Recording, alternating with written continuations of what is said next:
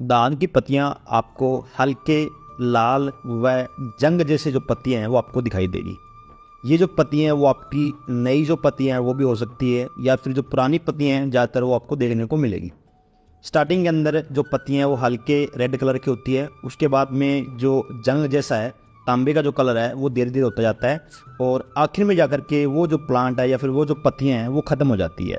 तो इस तरह की जो समस्या है वो लगभग आपको अगेती जितनी वैरायटी हैं उनके अंदर देखने को मिल रही है। अभी जो भी आप 75 वैरायटियाँ ट्रांसप्लांट कर रहे हो उनके अंदर ये जो समस्या है वो आई नहीं है, लेकिन आ सकती है। तो ये समस्या किस कारण आती है और इसका जो हम सॉल्यूशन है वो कैसे कर सकते हैं। किसान साथियों, ये आपका प्लांट जो है वो जिंक की जो डेफिशिएंसी है वो शो करता है। जिंक की डेफिशिएंसी के अंदर इस तरह के जो सिम्टम है वो आपको दिखाई देते हैं। अब आपके काफ़ी सारे सवाल हो कि हमने जिंक नीचे डाल दिया है, अभी जो जिंक है उसकी कमी क्यों आ रही है। तो सबसे पहले हम जान लेते हैं कि जिंक की जो कमी है वो क्यों आती है। जिंक की कमी सबसे पहले जिस मिट्टी के अंदर फॉस्फोरस यानी कि डीएपी या फिर कैल्शियम नाइट्रेट का आपने प्रयोग किया है और उसके 5 या 4 दिन बाद में आपने जिंक डाल ली है, वहाँ पर भी आपके खेतों के अंदर जो जिंक की कमी है वो शो करती है। जहाँ पर फॉस्फोरस पड़ा होता है, फॉस्फोरस के साथ जब भी जिंक मिक्स होती है तो वो जिंक फॉस्फेट बना लेती है, एक पत्थरनुमा सॉल्यूशन बन जाता है, हार्ड सॉल्यूशन बन जाता है, जिसे प्लांट उठा नहीं पाता। डीएपी हमारी मिट्टी के अंदर करीबन 40 से लेके 45 दिन तक काम करती है। डीएपी का मिट्टी के अंदर घुलना वो आपके पीएच के ऊपर निर्भर करता है। अगर आपका पीएच न्यूट्रल है तो हो सकता है कि आपने जब डीएपी डाली है तो आपके डालने के 6 या 7 दिन बाद में वो आपकी मिट्टी के अंदर काम करना स्टार्ट कर दे। अगर आपके मिट्टी का पीएच मान ज़्यादा है और आपने डीएपी डाली है, डीएपी का वैसे भी पीएच मान 8 या 8.5 5 होता है, यानी कि थोड़ी सी हाईली होती है, लेकिन ये टेम्परेरी तौर पे होता है, फिक्स नहीं होता ये डीएपी का पीएच की आपने डीएपी डाली और आपका हमेशा जो पीएच है वो ज़्यादा रहेगा। जैसे ही आप डीएपी का प्रयोग करते हो, अगर आपका मिट्टी का पहले से जो पीएच मान वो ज़्यादा है तो हो सकता है कि आपके यहाँ जो डीएपी है वो डालने के करीबन 12 या 13 दिन के बाद में घुलना स्टार्ट हो। फिर आगे जाकर के आप सोच सकते हो कितने दिन तक वो जो काम है वो करती है।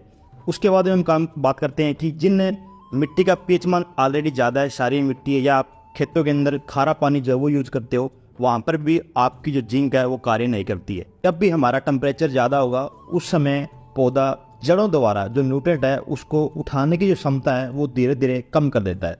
किसानों के यहाँ मिट्टी का जो पीएच मान है वो 7.5 से अत्यधिक, यानी कि आपका जो पीएच है वो ज़्यादा है।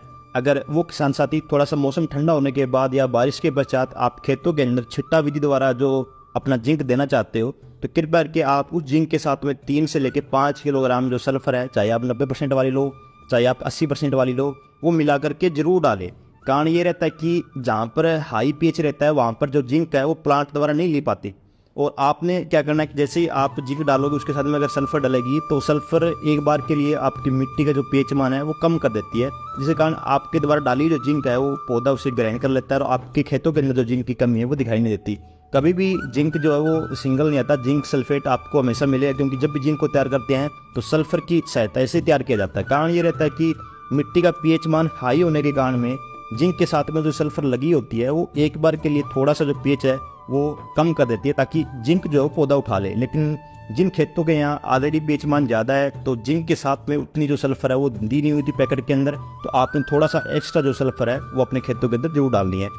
पहली बात तो ये है कि अगर आप नीचे जिंक को ना दें तो आप स्प्रे के माध्यम से जो इसका सॉल्यूशन है प्लांट का वो कर सकते हो।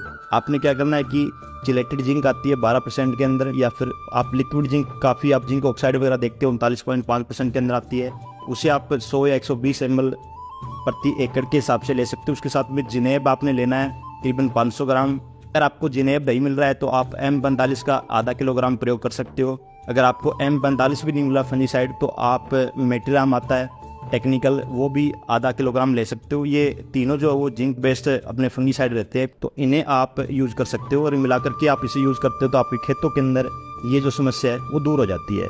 काफ़ी सारी ऐसी कंपनी हैं जो माइक्रो न्यूट्रिएंट देती है मिक्सर के अंदर, उनकी क्वालिटी जो है वो अच्छी रहती है, आपने अच्छी क्वालिटी का ही यूज़ करना है, वो भी आप ले सकते हो अगर आपको चिलेटेड जिंक अकेला ना मिले तो। उम्मीद करता हूँ कि आपको जानकारी अच्छी लगी है। अगर अच्छी लगी है तो अपने चैनल को सब्सक्राइब या फिर जो पेज को फॉलो है वो जरूर कर ले। धन्यवाद किसान।